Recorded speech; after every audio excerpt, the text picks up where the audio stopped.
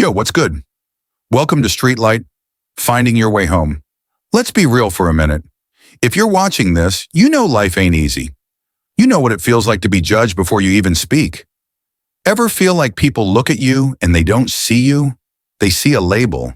They see at risk, or troublemaker, or just another kid from that neighborhood. Maybe they look at your address, your clothes, or the color of your skin, and they already wrote your whole story, and it's a tragedy, not a triumph. I get it. We've all been there. That sting of being boxed in, of feeling like you have to constantly fight just to prove you're not what they call you. But here's the thing about those labels. They're built on lies. They're built on other people's fears, their ignorance, and their limited vision. They are just words, and they have zero power over who you actually are unless you pick them up and wear them yourself. Think about it. That label, failure, too far gone, always messed up. That word is trying to define your value.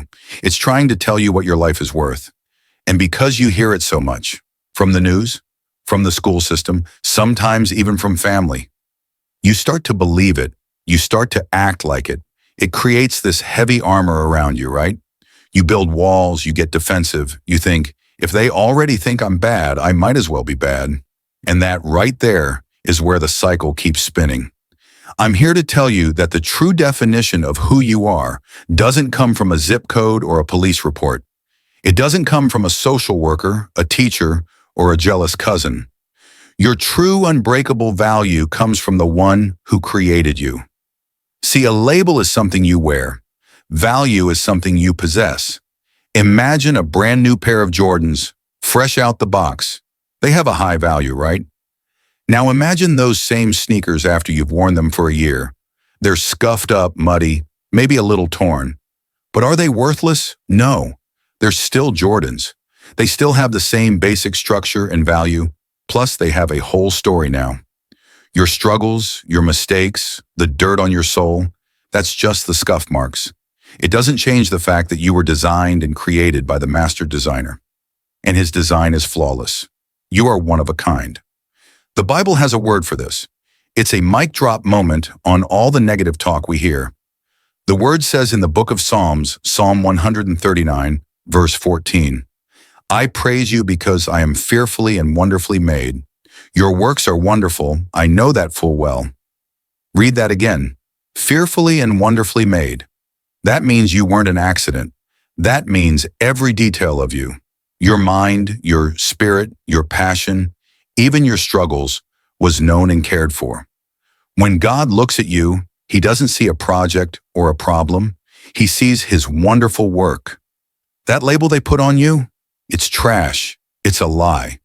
We need to change where we look for our reflection. Stop looking in the broken mirror of other people's opinions. Start looking through the lens of God's truth. This isn't about being perfect. This is about being free.